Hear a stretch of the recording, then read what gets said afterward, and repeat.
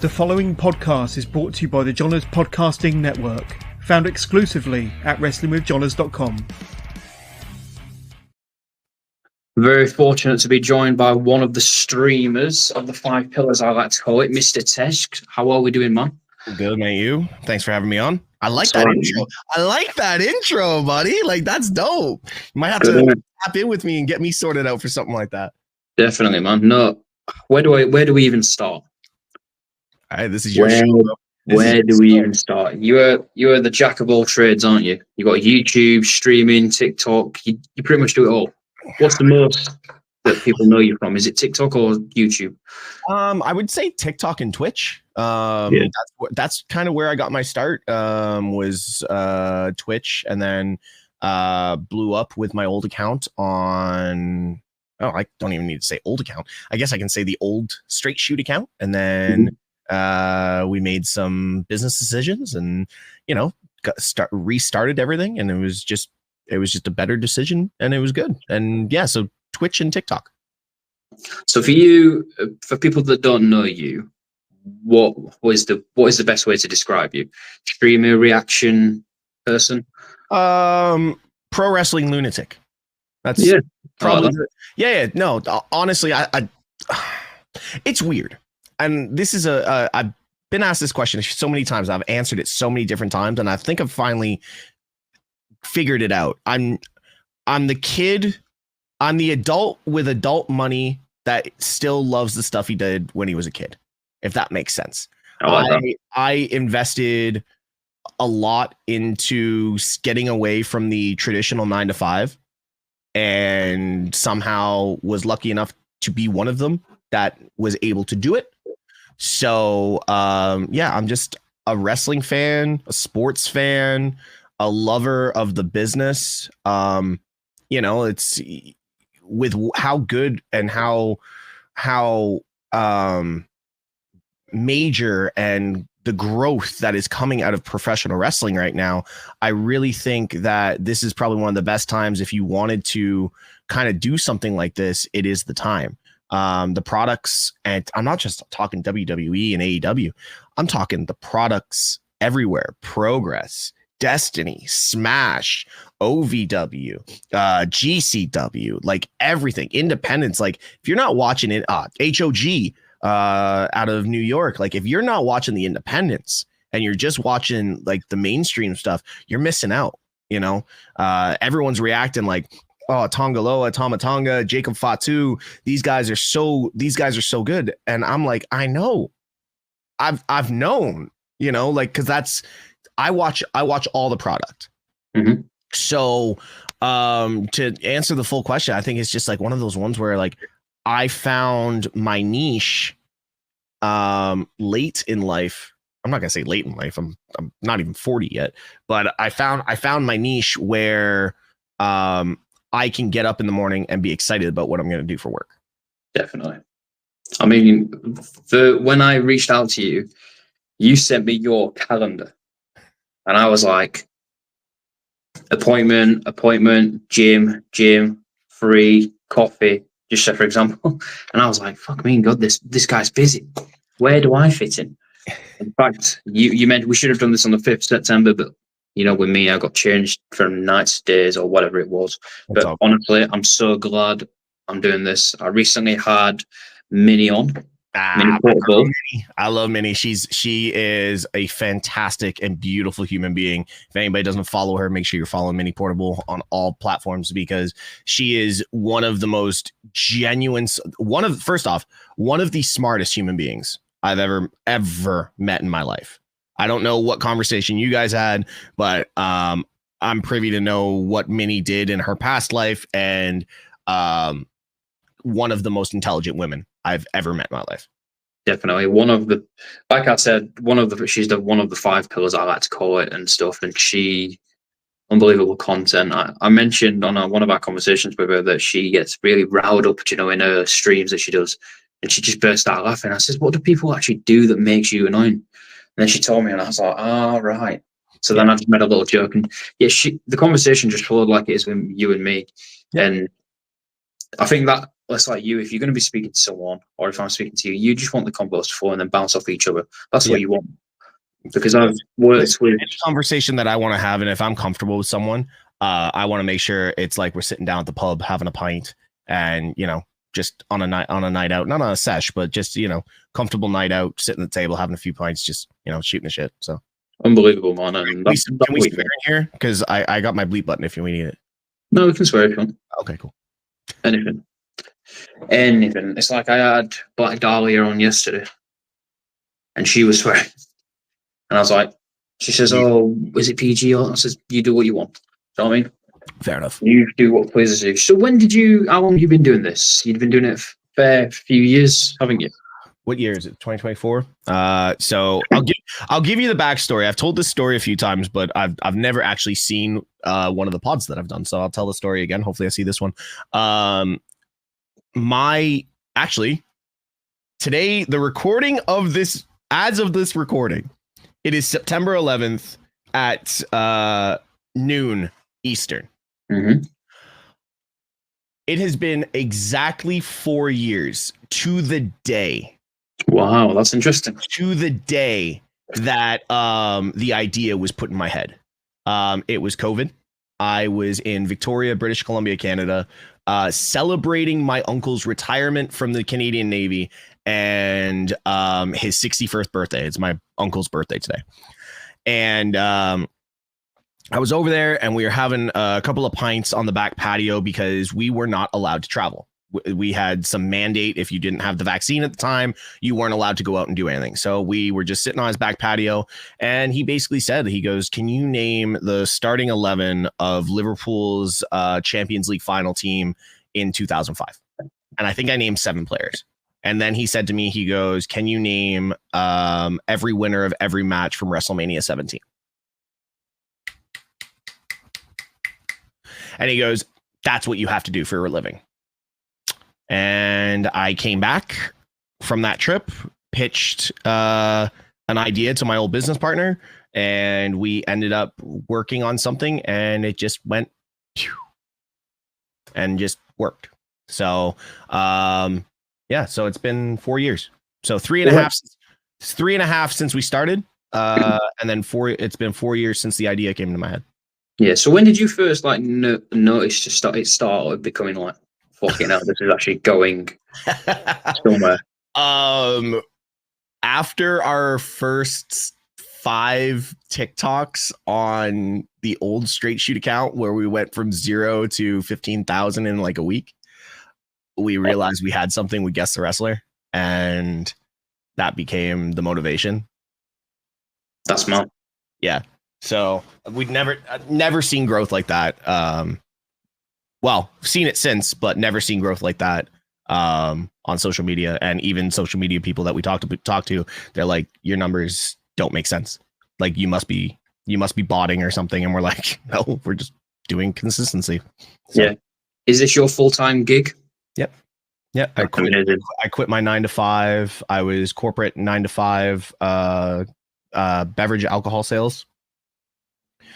So I worked traveling around, working with bars and nightclubs and liquor stores. Sorry, got the hiccups. Sorry, cut this part out.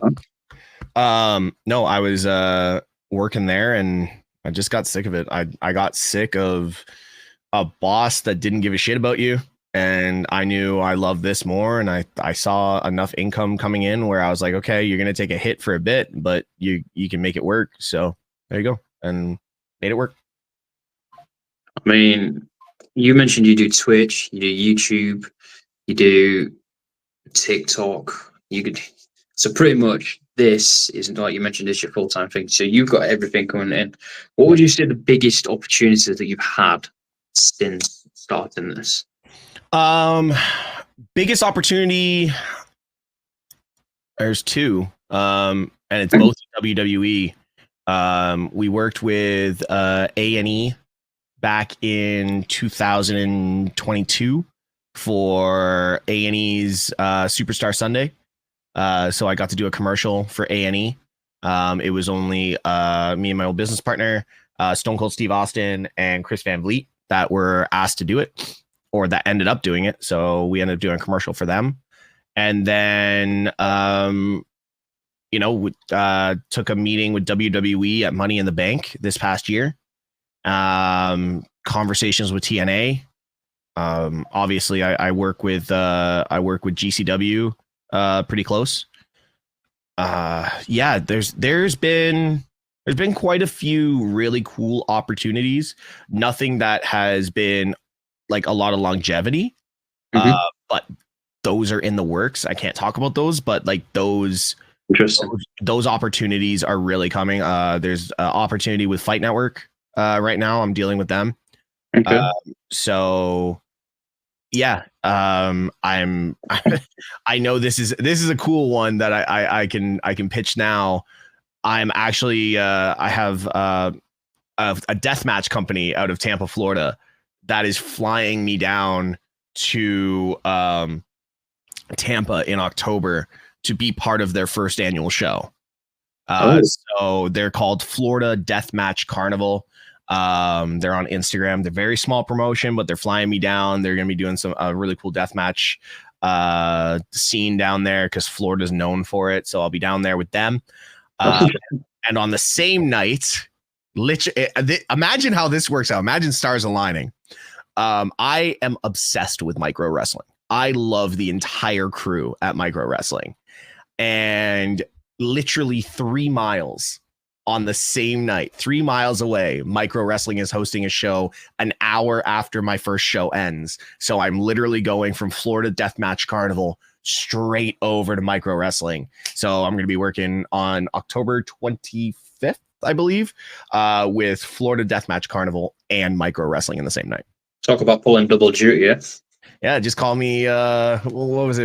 Ravishing Rick Rude? Isn't he the only one to ever show up on 2 shows in one night?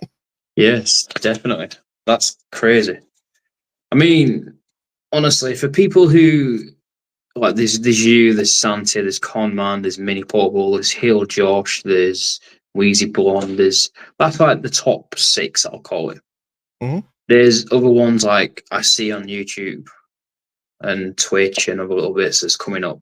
Mm-hmm. What would you say the biggest market for people that's wanted to jump into the world of wrestling? Say, for example, whether that's a podcast, whether that's streaming, whether that's Twitch, reaction videos. What would you say the biggest market is at the moment?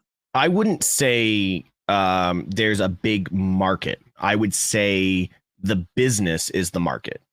It doesn't matter if you're dealing with WWE. Just remember, WWE is its own entity. It's its own planet. And if you want to really be that guy that kind of jumps on the coattails of the people that have been doing it for 2 or 3 years and just do the reactions on TikTok and really just cut and paste, kind of the stuff that was done by, say, the people that you just named, it's not gonna grow because it's already been done. You got to be original. You got to be you. And you really got to find your niche. I get asked this freaking 300 times a week. How do I get started? Just start. Good audio, good visuals. That's the main thing. Get a good camera, get a good mic, and start. The rest will all come to you in what you know. I'm not trying to plug anyone here, but go look at Vigilante Talks or Vigilant Talks on Instagram. Literally one of the most unique creators that does not get enough attention because they're smaller, but does some of the best content in the wrestling industry right now. Fightful Select just picked them up and has been working with them. iHeart Radio has been working with them. Like, this guy is killing it because his editing skills are just as good as his content. So that's one of the cool things I really like, is seeing the new creators with their own new abilities to come through. That's what I really like. So also engross yourself in the business. That's my other thing. Get involved in the business. Don't just do WWE, AEW. Now you're Yeah, I recording. don't know what happened there. It's like a little glitch. All good, But mate. yeah, we're back. You mentioned about Vigilante on Instagram, who doesn't get enough credit. Yeah, so he does something very unique. He utilizes his editing skills and his mind for professional wrestling, and he's very, very underrated, like extremely underrated. So I'm not trying to plug, but he does something different compared to what you've been referring to, like the 5 pillars or the 6 pillars. But it's just one of those ones where come with something new, come with something fresh, but still don't just focus on WWE and AEW. Or even just those 3, and with New Japan involved. Get involved in the indies. Go to local shows. Go talk to people. What people don't understand is if you're at local shows, the wrestlers are more willing to engage because you're helping push their name. You post a video or a photo of them, they want to do more for their brand as well. So get involved, do something different, do something new. Like I think, but just start. Like I said, good audio and good visuals. Make sure your camera is top tier and make sure your audio sounds very crisp, very clear. Definitely, man. What would you say the big difference compared to, like, we'll say just before COVID with wrestling to compared to what it is now? I know we've had a lot of changes with like new management and new stuff, but what would you say the biggest difference was? I talked to AJ Francis, aka Top Dollar, a couple weeks ago, and I asked him the same question. And I was like, what's the difference in the business? And he goes, there's more freedom to be creative. And it's kind of funny because I'll give you an example. AJ Francis was doing on his own and financially backing himself for his mixtape raps that he was doing during the old regime. I'm not going to say the name, but during the old regime. Now, if you look fast forward to the new regime and there's more creative freedom for the wrestlers, look at what Trick Williams just put out last week on Pete Dunne, the mixtape rap. And AJ Francis was doing that already. And it's just the difference in creative freedom, the minds that they have brought in to help boost the product in every corner possible. Doesn't matter what you're doing in WWE. Like, they could be on the financial network. They could be in movies. We just saw Drew McIntyre in his first movie. I personally never thought I'd see Drew McIntyre in a movie. It just didn't register. I thought he'd just always be a wrestler and then probably go retire somewhere in the hills of Scotland. But like, now you got Drew in movies. You've got Rhea being asked to be in movies. Damian Priest had a role in a movie. Like, WWE, WWE is so mainstream right now that it's making the rest of the business better. And I just gotta say, it's all thanks to Triple H, man. Would you say when he goes to, say, I asked Minnie this, would you say when he goes to Netflix, we will get a little bit more edgier? Dude, I cannot wait for Netflix. Like, I'm telling you right now, I'm an attitude era kid. I'm not saying we're gonna have live sex celebrations and that kind of stuff, but Don't want to live.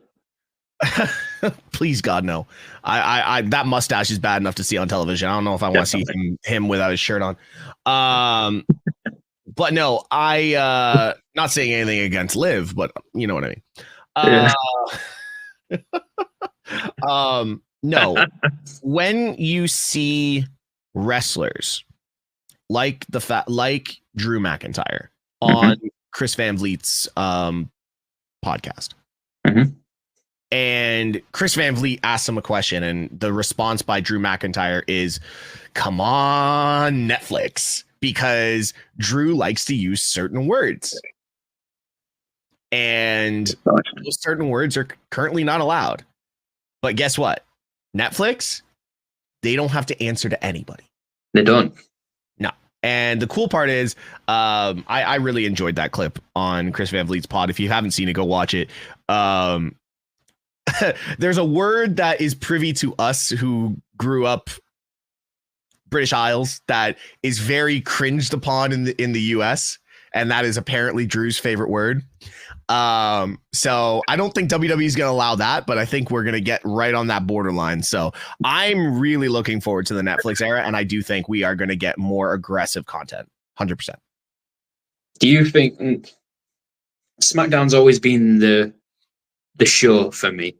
I'm a SmackDown kid, you know, with Eddie and stuff like that, and Edge and Undertaker, Batista, Orton. That's just my SmackDown's like Fox, and then now it's coming to an end, going on the USA Network. Yeah. But now, if you look at it, the tables are kind of turning. So Raw, I can see Raw now being the big show, the main show. Can you see that? Oh, 100%. $500 million over 10 years. Raw's the big show. Raw's the big show. Or what is it? 5 billion, right? 5 billion. That's stupid. Yeah, 5 billion over 10 years. So 500 million a year. Raw is the main show. The Bloodline will be going to Monday Night Raw. There's no doubt about it. It's just like when Brock Lesnar was on Raw, and then the Fox deal happened. What happened? Brock Lesnar right over to SmackDown, because that was the main attraction. The main attraction is the Bloodline. Bloodline will be on Raw. To hit on what you said about SmackDown being your show. I grew up Attitude Era. Raw is my show. Okay. So when everything flipped to Fox, I hated it because I'm not a SmackDown guy.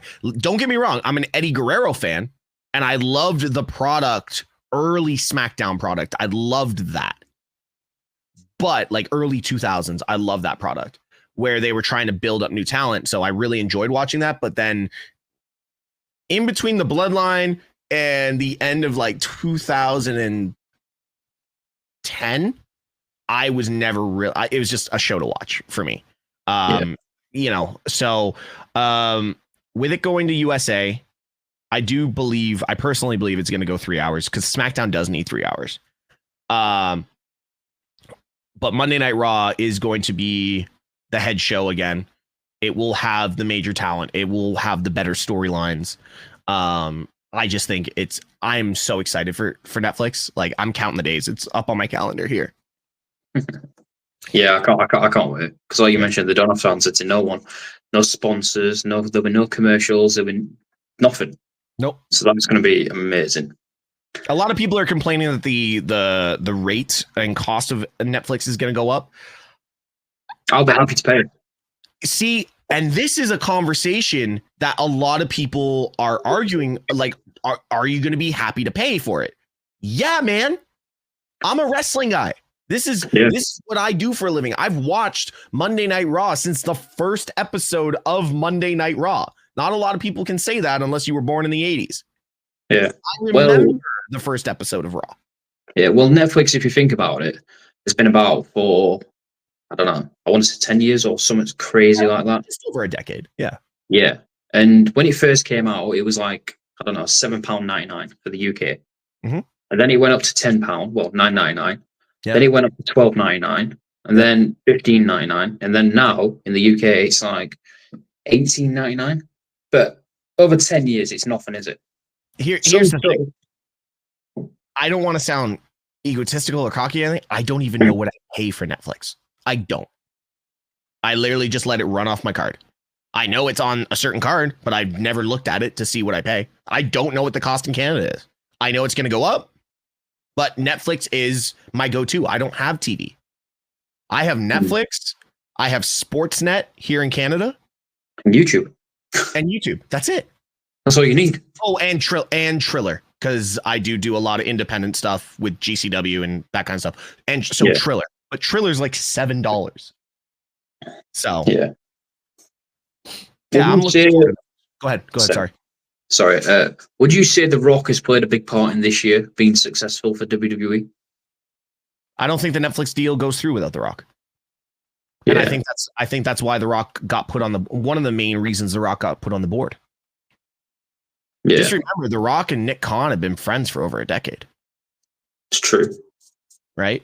And the one thing people forget is Danny Garcia, The Rock's ex-wife and business partner, and Ava's mom, is a big facet in this as well.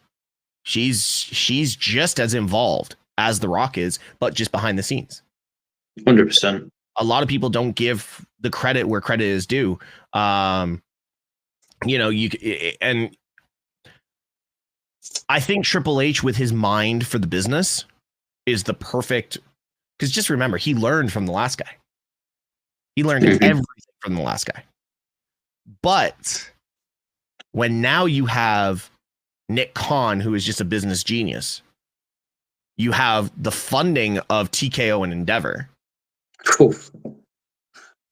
Basically, the world is your oyster at this point. It's like, just don't let anyone die on a show and you'll be fine. Touch wood. Yeah. So. You mentioned this is your full-time gig, right? And I know you're a very busy man. Do you ever get burnt out? I feel like, Jesus, man.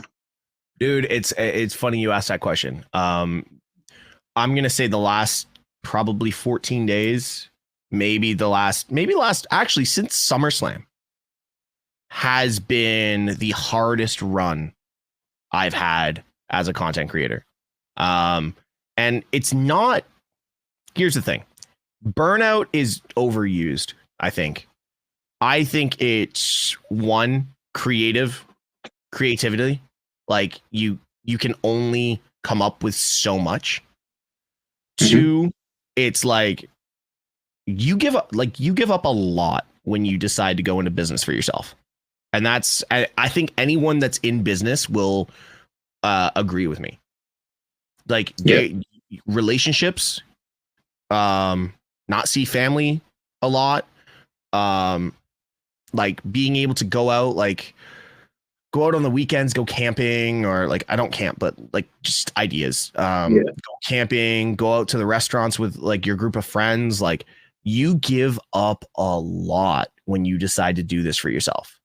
And it's like, it's coming to the end of the summer, and I didn't even realize it was September until like I looked at the calendar and somebody goes, "Oh, it's your birthday in a couple of weeks." I'm like, holy fuck, where did the summer go? Because you sit here and you figure it out, and there's always setbacks. There's contracts that you deal with. There's changes in legislation on the type of content you can put out. Like there's so many things that just come out of the blue and come out of the woodwork. And you're like, oh, okay, now I got to reset and go this way and change my content or do this and do that. So yeah, man, I wouldn't say burnout. It's just like, it's sometimes you get to a point where you need someone else to help you. And I don't know if I'm at that point yet, but I definitely know it's getting to a point where being your own administrator, like building, I will say this, shout out Conman167. You mentioned that screenshot I sent you of my calendar. If it wasn't for Con, I would never have had that. He goes, make yourself a calendar, get yourself set of structure, get yourself out of the house, get yourself. Cause I was just like here in front of this, doing everything. And like wasn't going to the gym, wasn't making time for myself. And I never believed in the pitch of work-life balance. I've never believed in that saying until about 3 weeks ago. That's not. Yeah. Who is your Mount Rushmore of professional wrestling? This changes all the time from a fourth one. I will say this: the first three never change, and that goes Undertaker, Triple H, and Steve Austin. Okay, those three are always there. My fourth always changes. Reason being, the question is very vague. Mount Rushmore is basically like saying the greatest of all time. Yeah. I don't believe in the GOAT conversation. I genuinely don't, because the GOAT conversation doesn't make sense. Greatest of all time. Time being past, time being future, like time being present. You talk about, let's switch it over to football. Like you and I talk, like our type of football. Who's the greatest of all time? Everyone's going to say Ronaldo or Messi. Well, what if Ronaldo played when Pele played? No. Or what if Ronaldo played with Maradona? Or what if Ronaldo played with George Best? Yeah. You know, the game was different then. It was slower. The pitches were shit. Like the rules were different. Yeah. So here's the thing. You go back and you look, okay, are we talking about goals? Because more goals in a faster game, or more goals because the offside rule was different, you know? So then you go into wrestling. Who's the greatest of all time? Well, if you're going to talk about title reigns, you can't say Roman. You have to go say Bruno Sammartino. Yeah. Hands down. So the greatest of all time conversation is, in my mind, the dumbest conversation, because you go to basketball. Well, was it Jordan? Is it LeBron? Is it Kobe? Well, LeBron didn't play with Jordan. Kobe had that little crossover, and Kobe had that crossover with LeBron. But then what about when they were playing with picnic baskets hung up there? Mm-hmm. Who was back then? So I don't believe in the GOAT conversation, the Mount Rushmore. It's okay. My mind is, what did they do for the business? Triple H has done everything for the business. He's given his life for the business, basically. He started as a shit gimmick and built himself up to, what is he, a 9 or 10-time champion now? And 14-time champion. There you go. 14-time champion. Running the company, helping develop new product. You look at The Undertaker, probably one of the most well-respected, a legacy that is unmatched, 30 plus years, unmatched. Some stuff that he did, no one could do now. Steve Austin virtually saved WWE. Like his run is not long, but what he did for the business in that short period of time extends through to the next 100 years.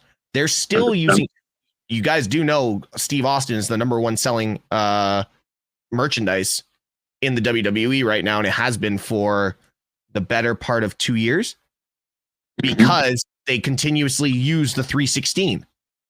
Every city they go to, Liverpool 316, New York 316, Columbus 316. Every show they run has a 316 shirt with the skull and crossbones on the back, just in a different color. So Austin did something for merchandise and for the product to save it when it needed to be saved. Now, I could put Cena, because he did the same thing in the 2000s where it needed to be saved. But if I was going to answer right now, just off the top of my head, I can't put two more. I have to put two more. Sorry. I have to put two more. And it's Hogan and Andre. Yeah. I see you. It has to be Hogan and Andre. In 10 years, do I put Randy? Do I put Roman? Definitely. You know, like the Mount Rushmore is the hardest conversation to have. You put 6 big wrestling creators in the same room, Mount Rushmore is completely different between everyone. I'm pretty sure. 100%. Yeah. You mentioned, obviously, other companies that you work for and stuff. You must, with you being British roots, you must keep your eyes on the UK talent and stuff and the companies. Mm-hmm. What's some people that you like to keep an eye on or you like to watch? So I'm gonna shoot right now. WWE fucked up. Excuse my French. WWE fucked up. WWE missed on signing Mariah May. I've had my eyes on Mariah May for better part of 6 years. I bet you have. You know what I mean? And so, actually, to be fair, you want to run it back. You want to go a little deeper. Her best friend, Hannah Taylor, who's no longer wrestling because she had a stroke. Yeah. Scouse girl, Hannah Taylor, arguably was as good as a Mariah May in the ring. If she hadn't had that stroke, she would probably be in the same situation as Mariah May. She would have been over in Stardom and done some big business, but unfortunately, at like 22 years old, she had like a brain bleed and a stroke. Horrible thing, but she was so good in the ring. I've watched Ospreay for a long time. Haley Windsor, Ospreay's wife, incredible in the ring. She's a psychopath. I've never seen a woman enjoy a tack spot, and I don't think anyone enjoys a tack spot, but I watched her do one a couple of months back. Absolutely crazy. Yeah, like those are the key ones. Like I'm actually depressed that I never got to see Hannah Taylor wrestle. I don't think she's gonna wrestle ever again. But I thought she could have been the next Saraya, to be fair. Definitely, 100%. Yeah. So yeah, I do keep my eye on it. I am over in the UK in December. So I will be checking out a Progress show. And I want to see if I can get up to Scotland for ICW. ICW. Yeah, I know I'm in contact with the promoter there. What's his name? Dan? Mark Dallas. Mark Dallas. That's it, Mark Dallas. So I've got him on my contacts. So I'll probably reach out to him, see if I can get up there and check out an ICW show, because that crowd is probably next to a GCW crowd. I'm pretty sure that crowd is one of my favorites. Insane. Yeah, insane. And when you do come over, you need to obviously progress Rev Pro. Just the UK scene is don't probably get as much credit as it should. Oh, it needs more credit. It needs more credit. Like one of my best friends, they work alongside Progress. And actually, if you guys don't watch Progress, I don't do much with them here. But if you guys check out Conman167 stream, he does Progress streams live every week. So he works with Progress, and he's one of the only streamers allowed to stream their product. So he does that. So check that out. But yeah, I don't know if I'll be able to make Rev Pro, but I know I'll be at Progress. Yeah, awesome. So I'm going to pop up a few people now, and I want the first thing that pops to your head. All right. We've already done Minnie, but I think I already put her over. Beautiful person, intelligent, and probably going to be one of the futures of whatever the next step in this business is. Awesome. We have WheezyBlonde. I can't say enough about Wheezy. I've worked with Wheezy early on in both of our journeys. I'll just call it journeys. I'm not going to say career. In both of our journey, and she has exploded. Like I'm so proud to say that I was able to work with her at one point. But yeah, I think there's big things coming for WheezyBlonde. Awesome. We have Mr. Santi. Funny enough, I was standing right next to him for that photo. Twat. No, I'm just joking. No, Santi, it's kind of funny because I can go two ways with this. I can go as a friend, or as I can go as, someone in the business with him. Even though he's older or younger than me, been a great mentor in teaching me a few things along the way. And, I think he's just done it right. And this isn't his first go around in social media. He was one of the original Call of Duty streamers back in 2013, 2014. He was one of the biggest. I don't know if anyone's heard of Swifter or whatever his name is, the guy that does the Call of Duty Simon Says game and the Michael Myers game. Santi was doing that before him. And he had like 250,000 people on YouTube. Like this isn't, Santi just knows social media. He knows what he's doing. So it's if you can follow not his content, because his content is his content, but if you can follow his algorithm and how he does things, you're going to be successful. Yeah, 100%. Everyone who I've mentioned, even yourself, great content, great people, and I've been in all of your streams, and it's just nice to see, because I know I can see you and outside of your stream, and it's good to do. And for me to like try and tick off all the pillars, it's like a bucket list thing of mine. Mm-hmm. And then we've got Mr. Sami Zayn himself. Oh God, that photo! Can I have that photo? Because I could get like some baby oil and have it just dripping down on him, tell him to oil up. No, Khan. Again, a lot of people forget Khan's been doing this for over a decade.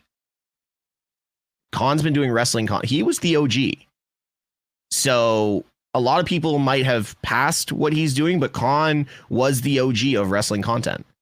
You know, like the BDEs were around early as well, but like Khan was the OG of the wrestling content. So again, very good friend. And I mean, very good friend. We live like 5 hours apart. We're both in Canada. And just being able to pick his brain, I think, is the fun part. Like, I'm supposed to be recording with him in like 25 minutes. But yeah,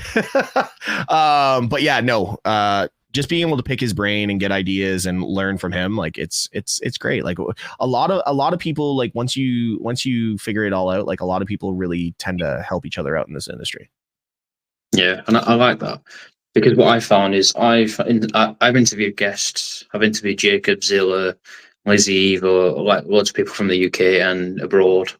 Xena from Stardom, Darga. Mm-hmm. I've had an opportunity with TNA to interview Campaign Singh. So that's my like big. So you're guest number 52. So I think that's 52 in 18 months. I think that's quite Fantastic. good. That's fantastic, mate. So what I tend to have had, like you mentioned, it's good if you have friends in the business. Do you know what I mean? You put in a good word for me, I help you, or your ideas is good. It's always good to have like people that you can speak to and rely on, stuff like that. No, dude, it's amazing. And like I've been blessed. I've been absolutely blessed that I can call certain people colleagues, or, you know, people that I can reach out to. But I'm even more blessed that I can call certain people friends.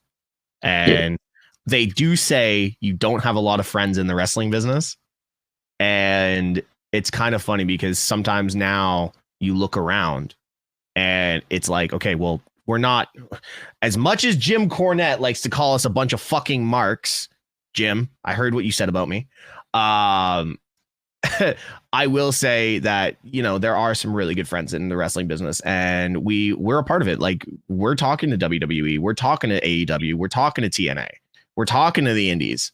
We're talking, like, you can't, at this point, you can't say creators are not part of the business anymore. Hell, as of the recording of this video, Santi and Jake TV were used on NXT last night. Crazy. You know, I was in the WrestleMania doc. I didn't even know about it, you know? So we are sadly in some form of way part of the business now, and it's just going to roll out more. And that's not a prediction. That's a spoiler. Like, I already know there's more coming. So at this point, it's just like when and who. Yeah. So what's an inspirational message from you? I ask everyone this. Inspirational message. Yeah, I've got one. I just want to make sure I got it right. Give me a second. I know we're recording. Hopefully you can cut this out for a second. But this is I heard this the other day, and I think it's one of the best ways of doing things. So, inspirational message. How much of life is lost in waiting? If not now, when? So I think a lot of people sit and watch creators and they like, oh, I wish I could do that, but I've got my 9 to 5, I've got my kid, I've got my wife. Well, if that's it, then you're just waiting on something that could have been started 2 years ago. And my biggest regret, and I don't have many regrets, one of my biggest regrets is I didn't start at the start of COVID. Like, COVID was like 3 years of just being locked in, or 2 years in Canada. It was horrible. I wish I didn't start this 2 years earlier, because God knows where I would have been. You're still doing good, man. I appreciate it. Appreciate it. So anyway, where can people find you? You can find me on all my socials. It's all Mr. Tesh. There's either just Mr. Tesh like this down here, or just Mr. Tesh without the period. YouTube, TikTok, Instagram, Twitter, Twitch. live for basically every show. And then going to be doing some really cool independent stuff across Canada and the US, and then hopefully the UK come December. So yeah, you guys follow me anywhere, and I'm really looking forward to seeing this come out, because this is the first one I've done in a while. Is it? Awesome. Thank you for coming on. I really do appreciate it anyway. So you've been guest number 52, and that's been amazing. No worries, mate. Appreciate it. And all the best, all the success. Just keep grinding, keep hustling, and hopefully moving forward, it all pans out and it blows up for you. Appreciate that, man. Thank you. No worries, mate. Take it easy, mate. Yeah.